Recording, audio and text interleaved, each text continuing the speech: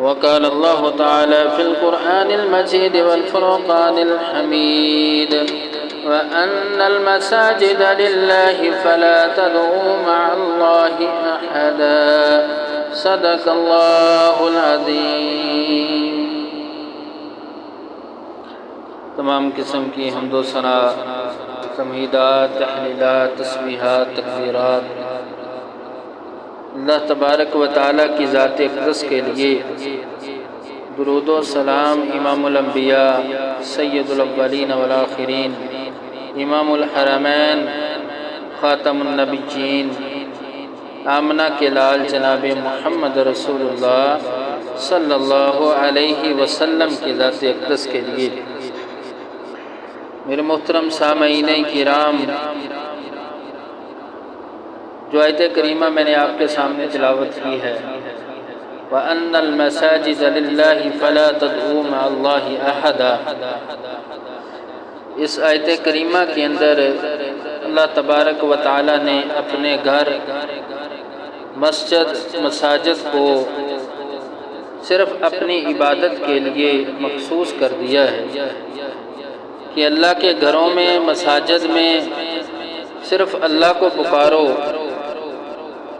اس کے علاوہ کوئی دوسرا کام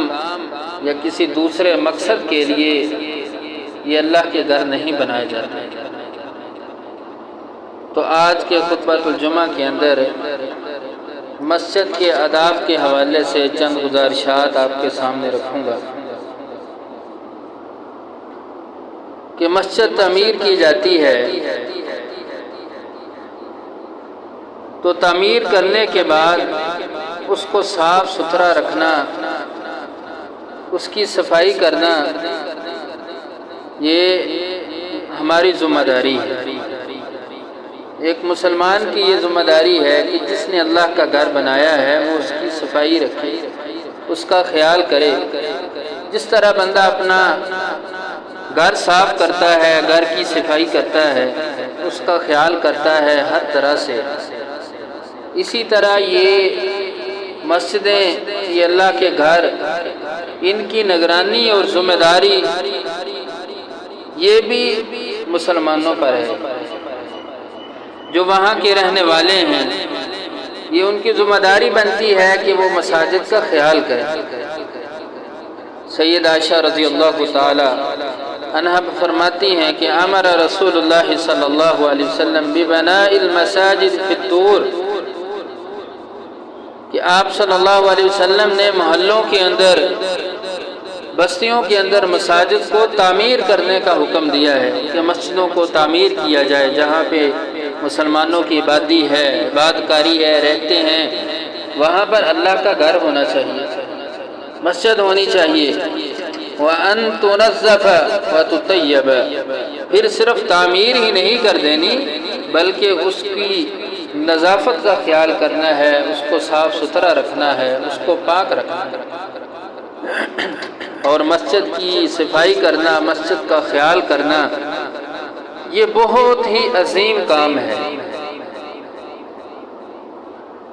سیدنا ابو ہریرہ رضی اللہ تعالیٰ عنہ بیان کرتے ہیں کہ امام الانبیاء محمد رسول اللہ صلی اللہ علیہ وسلم کے دور میں ایک کالے رنگ کی عورت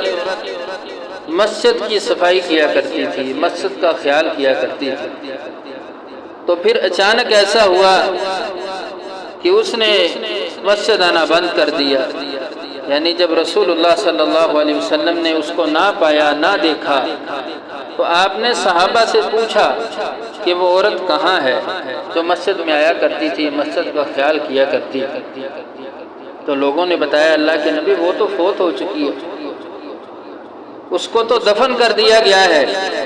تو امام الانبیاء نے فرمایا افلا کنتم اذنتمونی، میرے صحابہ تم نے مجھے اس بات کی اطلاع کیوں نہیں دی، مجھے کیوں نہیں بتایا گیا کہ وہ عورت فوت ہو چکی ہے، مجھے یہ خبر کیوں نہیں دی گئی؟ پھر آپ صلی اللہ علیہ وسلم نے صحابہ سے کہا کہ مجھے بتاؤ دلونی علی قبری، کہ اس کی قبر کہاں ہے۔ پھر آپ صلی اللہ علیہ وسلم کو اس کی عورت کی قبر کے بارے میں بتایا گیا، پھر آپ وہاں پر گئے اور اس کی نماز جنازہ پڑھی، اس کے لیے مغفرت کی دعا کی۔ تو اس حدیث سے یہ بات واضح ہوتی ہے، صحیح بخاری کی یہ حدیث ہے کہ مسجد کی صفائی کرنا، مسجد کا خیال کرنا یہ کوئی عام کام نہیں ہے، یہ بہت ہی عظیم کام ہے۔ یہ اس حدیث سے واضح ہوتا ہے کہ جو ایک عورت کالے رنگ کی معاشرے کے اندر جس کو حقیر سمجھا جاتا تھا، لوگ اس کو خاص اہمیت نہیں دیتے تھے، رسول اللہ صلی اللہ علیہ وسلم کو بتایا نہیں گیا، لیکن جب آپ نے اس عورت کو نہیں پایا، نہیں دیکھا، تو آپ نے اس عورت کے بارے میں پوچھا، یہاں تک کہ اس کی قبر پر جا کے نماز جنازہ پڑھی اور اس کے لیے دعا پڑھی۔ تو اس حدیث سے یہ بات واضح ہوتی ہے کہ مساجد کی صفائی کرنا، تعمیر کرنے کے بعد ان کا خیال کرنا یہ بہت بڑا عظیم کام ہے۔ یہ بھی مسجد کے آداب میں سے ایک ادب ہے کہ جس طرح مساجد اللہ کے گھر تعمیر کیے جاتے ہیں، اس طرح ان کی صفائی کا خیال بھی کیا جائے، ان کو صاف ستھرا پاک رکھا جائے اور مسجد کو ہر قسم کی گندگی سے پاک کیا جائے۔ امام الانبیاء محمد رسول اللہ صلی اللہ علیہ وسلم کے دور میں ایک دیہاتی، ایک بدو، وہ مسجد میں ہی اس نے پیشاب کر دیا، تو صحابہ کرام نے جب اس بندے کو دیکھا تو اس کو گھورنا شروع کر دیا، اس کو روکا، اس کی طرف لپکے، تو امام الانبیاء نے منع فرما دیا، صحابہ کو روک دیا کہ اس کو کچھ نہ کہو، جو یہ کر رہا ہے اس کو کرنے دو، تو صحابہ نے اس کو چھوڑ دیا۔ جب وہ پیشاب کرنے سے فارغ ہو گیا تو امام الانبیاء نے اس بندے کو، اس دیہاتی کو اپنے پاس بلایا اور فرمایا، ان هذه المساجد لا تصلح لشيء من هذا البول، فرمایا کہ یہ مساجد جو ہیں، یہ اللہ کے گھر جو ہیں، یہ گندگی کے لیے نہیں ہے، یہ بول و براز کے لیے نہیں ہوتی، انما بے شک یہ مسجدیں، یہ اللہ کے گھر لذکر اللہ عز وجل، یہ اللہ کے ذکر کے لیے ہوتے ہیں، والصلاۃ وقراءۃ القرآن، نماز پڑھنے کے لیے، قرآن کی تلاوت کرنے کے لیے۔ یعنی آپ صلی اللہ علیہ وسلم نے اس بندے کو مسجد کی تعمیر کے مقصد کو واضح فرمایا کہ مسجد میں کیا کرنا ہے۔ یہ مسجد کوئی فضول کاموں کے لیے یا اپنے اٹھک بیٹھک کے لیے یا دوسرے کاموں کے لیے نہیں ہے، بلکہ اس کا مقصد کیا ہے؟ یہاں پہ اللہ کا ذکر کیا جاتا ہے، اللہ کو یاد کیا جاتا ہے، نماز پڑھی جاتی ہے اور اس میں قرآن کی تلاوت کی جاتی ہے، ذکر و اذکار کیا جاتا ہے۔ آپ صلی اللہ علیہ وسلم نے اس بندے سے فرمایا کہ یہ مسجدیں اس لیے ہیں، پھر آپ نے پانی کا ایک ڈول منگوایا، جہاں پہ اس نے پیشاب کیا تھا وہاں پہ بہا دیا۔ تو اس سے یہ بات واضح ہوتی ہے کہ امام الانبیاء نے خود مسجد کی وہ صفائی کا حکم دیا ہے اور فرمایا کہ اللہ کے گھروں کو پاک صاف رکھا جائے، ان میں گندگی نہ پھیلائی جائے، نظافت کا خیال کیا جائے۔ جس طرح بندہ اپنے آپ کو پاک صاف کرتا ہے، اسی طرح اللہ کے گھروں کو بھی صاف کرتا ہے۔ رسول اللہ صلی اللہ علیہ وسلم نے ارشاد فرمایا، من اکل صوما او بسلاتا فلیتزلنا، فرمایا کہ جو شخص لہسن یا پیاز کا استعمال کرتا ہے، او لیعتزل مساجدنا ولیقعد فی بیتہ، کہ اس شخص کے لیے ہے کہ وہ ہماری مسجدوں میں نہ آئے، یعنی جو کچا پیاز لہسن کھاتا ہے، فرمایا کہ وہ مسجد میں نہ آئے، وہ اپنے گھر کے اندر بیٹھا رہے۔ یعنی یہ چیزوں کا استعمال کرنا اور ان کو کھا کر مسجد میں آنا کہ جس سے بدبو پیدا ہوتی ہے، آپ نے فرمایا کہ ایسا نہیں کرنا، اس سے منع فرما دیا۔ منع کیوں فرمایا؟ دوسری حدیث ہے جس میں رسول اللہ صلی اللہ علیہ وسلم نے فرمایا کہ جو شخص پیاز اور لہسن جو ہے اس کو کھاتا ہے وہ مسجد میں نہ آئے۔ کیوں؟ کیونکہ اس سے اللہ کے فرشتے اذیت محسوس کرتے ہیں، تکلیف ہوتی ہے، اور جس سے انسانوں کو تکلیف ہوتی ہے، فرمایا اس چیز کا استعمال نہیں کرنا۔ تو یہ وہ چیزیں ہیں جو حلال ہیں، کھانے والی ہیں، لیکن ان کا استعمال آپ نے منع فرمایا کہ ان کو کھا کر بندہ مسجد میں۔ جب تک بندے کے منہ سے ان کی مہک اور ان کی وہ بدبو آ رہی ہے اس وقت بندہ مسجد میں نہ آئے۔ کیوں نہ آئے؟ کیونکہ فرشتے اس سے اذیت تکلیف محسوس کرتے ہیں، اور لوگ نمازی وہ بھی اس سے تکلیف محسوس کرتے ہیں۔ تو پھر اس کے علاوہ دوسری چیزیں جو ویسے ہی ایک معیوب چیزیں ہیں، درست نہیں ہے، سگریٹ پینا، حقے کا استعمال کرنا یا دوسری ایسی چیزوں کا استعمال کر کے مسجد میں آنا جس سے بدبو آ رہی ہے منہ سے، ساتھ والا بھی نمازی بھی اس سے بدبو کو محسوس کرتا ہے، تکلیف کو محسوس کرتا ہے، وہ پسند نہیں کرتا۔ اور اس سے بڑھ کے یہ ہے کہ اللہ تبارک و تعالیٰ کے فرشتے بھی اس کو پسند نہیں کرتے۔ تو جس کو اللہ کے فرشتے بھی پسند نہیں کرتے، اللہ کی مخلوق پھر پسند نہیں کرتی، کہ جس شخص کے منہ سے بدبو آتی ہے تو پھر اس کو امام الانبیاء اور اللہ تبارک و تعالیٰ کیسے پسند فرمائیں۔ تو ایسی چیزوں سے امام الانبیاء نے منع فرما دیا کہ ان کا استعمال نہیں کرنا جس سے فرشتے بھی اذیت کو محسوس کریں اور نمازی بھی اذیت کو محسوس کریں۔ اور مسجد میں آتے ہوئے صاف ستھرے کپڑوں کا خیال کرنا ہے، صاف لباس پہننا ہے۔ صاف لباس سے مراد کہ لباس صاف ہونا چاہیے، گندا نہ ہو، ضروری نہیں ہے کہ نیا ہو بلکہ صاف ستھرا ہو۔ اللہ تبارک و تعالیٰ کا فرمان، یا بنی آدم خذوا زینتکم عند کل مسجد، تم میں سے ہر کوئی مسجد میں زینت کو اختیار کرے، خوبصورتی کو اختیار کرے، پاکیزگی کو اختیار کرے۔ جب وہ اللہ کے گھر میں آئے تو گندا بدبودار لباس نہیں پہنا ہو، ایسا لباس نہ ہو جس سے بدبو آ رہی ہے، گندگی لگی ہوئی ہے، گندا ہے، تو جس سے نمازی کو تکلیف محسوس ہوتی ہے، پھر اللہ کے فرشتے بھی اس سے اذیت محسوس کرتے ہیں۔ تو مسجد کے آداب میں سے ایک یہ بھی ادب ہے کہ جب مسجد میں آیا جائے تو پاک اور صاف ستھرا لباس پہن کر مسجد میں آنا چاہیے، مکمل لباس پہن کر مسجد میں آنا چاہیے۔ گرمی کے موسم میں بعض لوگ صرف بنیان پہن کر ہی مسجد میں آ جاتے ہیں، چادر پہنی، بنیان پہنی، مسجد میں آگے نماز کے لیے کھڑے ہو گئے۔ تو ایسا لباس پہنا جو نامکمل ہو، بندہ جس کو یہ پسند نہیں کرتا کہ میں ایسا لباس پہن کر لوگوں کے سامنے جاؤں، کسی خوشی غمی میں جاؤں،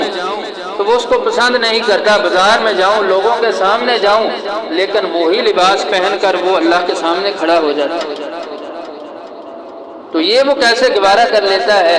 کہ جس لباس کو وہ لوگوں کے سامنے پہننا پسند نہیں کرتا تو وہ اللہ کے سامنے کیوں پہن کر کھڑا ہو جاتا ہے؟ تو ایسا لباس بھی نہیں پہننا، اور صاف ستھرا لباس پہن کر اللہ کے گھر میں آنا ہے، مسجد میں آنا ہے۔ اس چیز کا خاص خیال رکھنا ہے۔ یہ مسجد کے آداب میں سے ایک وہ ادب ہے جو امام الانبیاء رسول اللہ صلی اللہ علیہ وسلم نے بیان فرمایا۔ دوسری حدیث، رسول اللہ صلی اللہ علیہ وسلم نے فرمایا، اذا صلی احدکم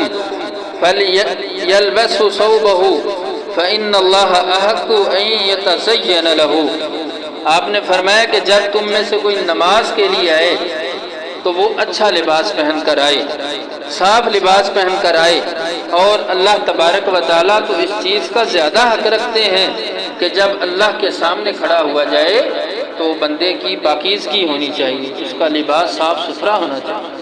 اللہ تعالیٰ خود نفیس ہیں تو اللہ تعالیٰ اس پاکی کو پسند کرتے ہیں، تو اس لیے یہ گندا لباس نہیں پہن کر مسجد میں آنا۔ تو مسجد میں داخل ہوتے وقت پہلے دایاں پو مسجد میں رکھنا، اور جب مسجد سے باہر نکلا جائے تو بایاں پو مسجد سے باہر رکھنا، یہ بھی مسجد کے آداب میں سے ایک ادب ہے۔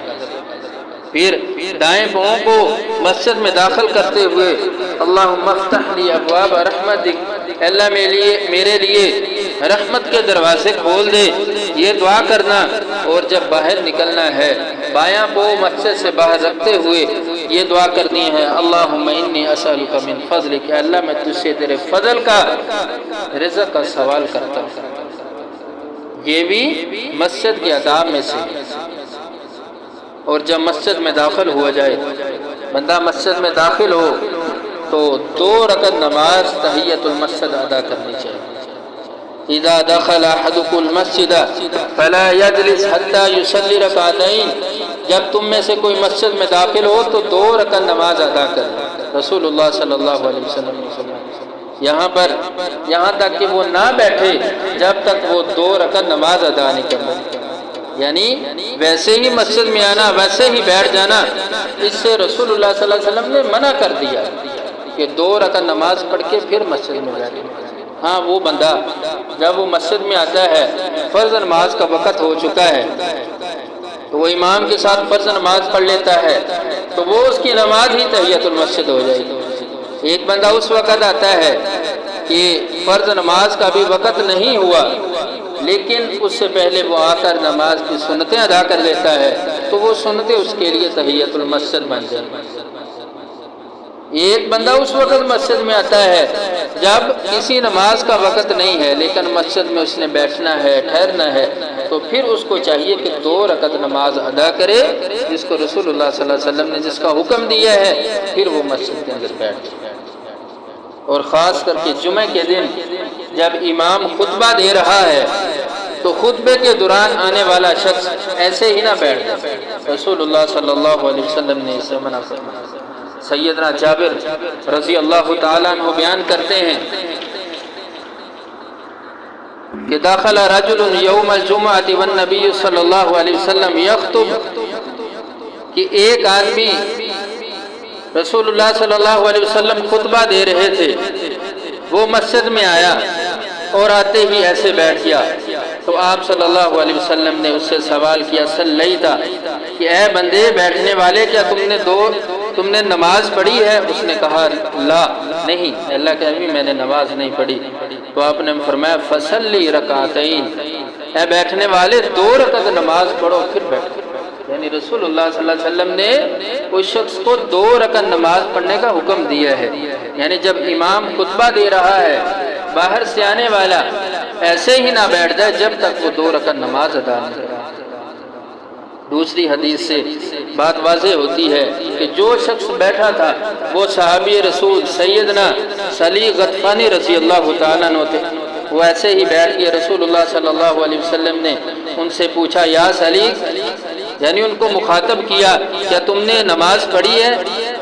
اس نے کہا کہ نہیں۔ تو آپ نے فرمایا کہ 2 رکعت نماز پڑھو اور ہلکی پڑھو،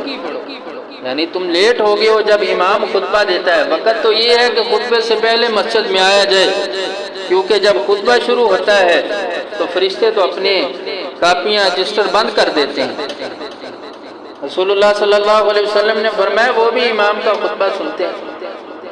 تو اب تم وقت کے بعد آئے ہو تو 2 رکعتیں نماز پڑھو۔ فرمایا اذا جاء احدکم یوم الجمعۃ، جب تم میں سے کوئی جمعہ کے دن آئے، والامام یخطب، امام خطبہ دے رہا ہے، فلیرکع رکعتین، تو 2 رکعتیں نماز ادا کر لے، ولیتجوز فیہما، تو ان کو ہلکا پھلکا کر لے، یعنی چھوٹا کر کے پڑھ لے، لیکن 2 رکعت نماز پڑھنے کے بعد پھر بیٹھنا ہے، ایسے نہیں بیٹھنا۔ یہ بھی مسجد کے آداب میں سے ایک ادب ہے۔ اور جب نماز ادا کی جائے تو سوترے کا اہتمام کیا جائے، یہ بھی مسجد کے آداب میں سے ایک ادب ہے کہ دیوار کو، ستون کو، کرسی کو، نمازی کو جو بیٹھا ہے اس کو سوترا بنا لیا جائے، اس کو اپنے سامنے رکھ کے اس کے نماز پڑھ لی جائے۔ ایسے ہی نہیں ہے کہ مسجد میں بندہ آیا ہے، نمازی آگے بیٹھے ہیں تو وہ آخر والی صف پہ کھڑا ہو جائے اور نماز پڑھنی شروع کر۔ کوئی اس نے اس چیز کا اہتمام ہی نہیں کیا کہ میرے سامنے بھی کوئی بیٹھا ہے، میرے سامنے کوئی ستون ہے، دیوار ہے، یا کوئی ایسی چیز جو سوترے کے طور پہ استعمال ہوتی ہے، اس نے اس کا خیال ہی نہیں کیا، ویسے ہی نماز پڑھ لی۔ تو اس سے رسول اللہ صلی اللہ علیہ وسلم نے منع فرمایا اذا صلی احدکم فلیصلی اذا سترۃ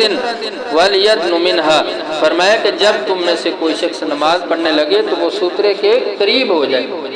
یعنی سوترے کا اہتمام کرے۔ تو اس کا رسول اللہ صلی اللہ علیہ وسلم نے حکم دیا ہے، اور یہاں تک کہ پھر جو نماز پڑھ رہا ہے اس کے سامنے سے نہیں گزرنا چاہیے، جو سامنے سے گزرتا ہے اس کو روکنا چاہیے، اس کو ہٹانا چاہیے کہ وہ نمازی کے سامنے سے نہ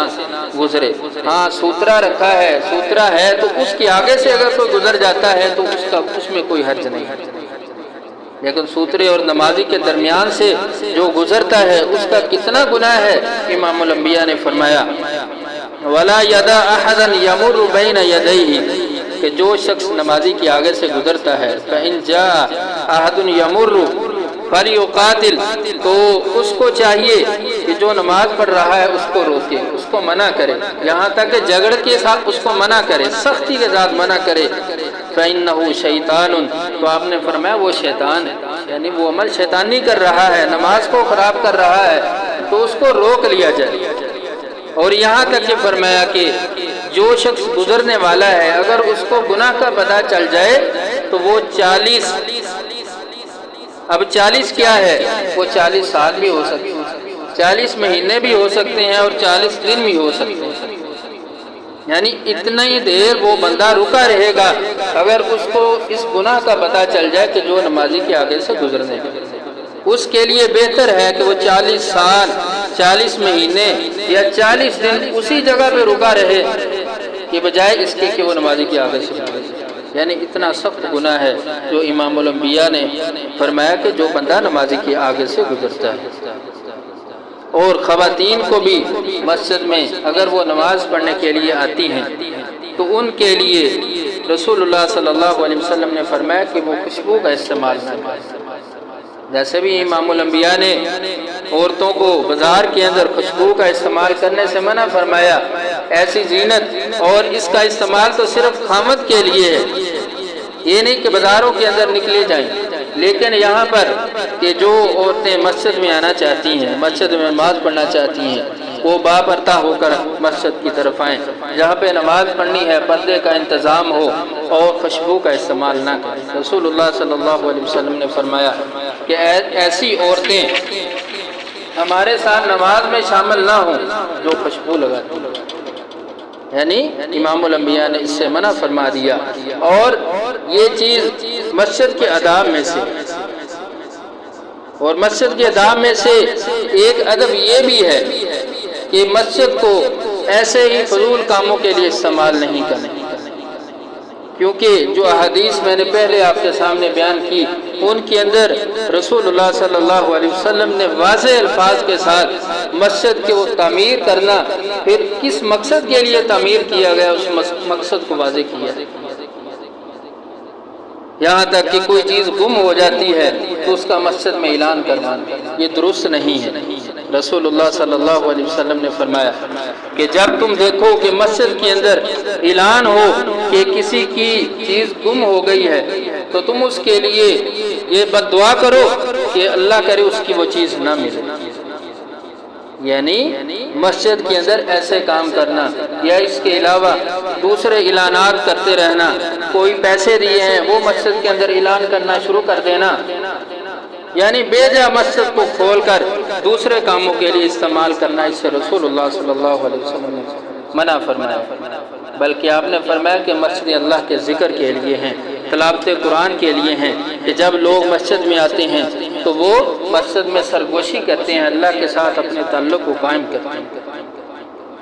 یہاں تک کہ امام الانبیاء نے فرمایا کہ مسجد کے اندر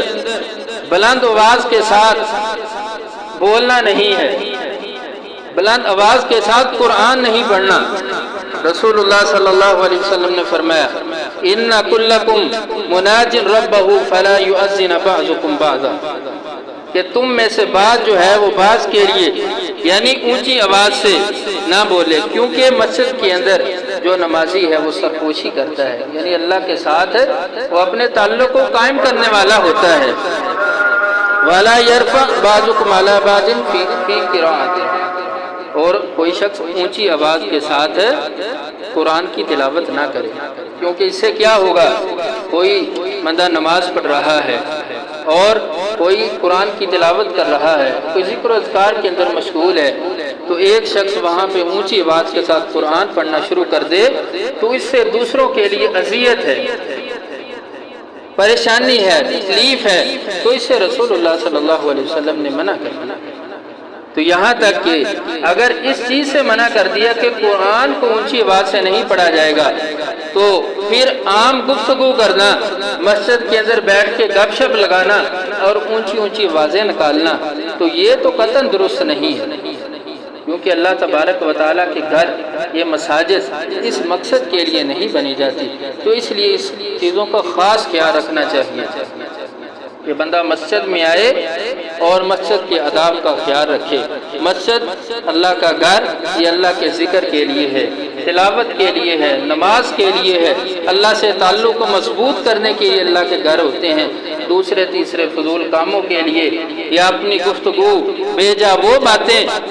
بندہ ایسے ہی کرتا ہے۔ رسول اللہ صلی اللہ علیہ وسلم نے فرمایا من کان یؤمن باللہ والیوم الآخر فلیقل خیرا او لیصمت، کہ جو شخص اللہ پر اور آخرت پر یقین رکھتا ہے اس کو چاہیے کہ وہ اچھی بات کرے، فلیقل خیرا، خیر کی بات کرے، بھلائی کی بات کرے۔ اگر وہ ایسا نہیں کر سکتا، اچھی بات نہیں کر سکتا، فلیقل خیرا او لیصمت، تو اس کے لیے بہتر یہی ہے کہ وہ خاموش رہے، او لیسکت، سکت کو اختیار کرے، خاموشی کو اختیار کرے، بیجا فضول باتیں نہ کرتا رہے۔ اللہ تعالی ہمیں مسجد کے آداب کو ملحوظ رکھنے اور ان احادیث کو سمجھ کر ان پر عمل کرنے کی توفیق دے۔ وآخر دعوانا الحمدللہ۔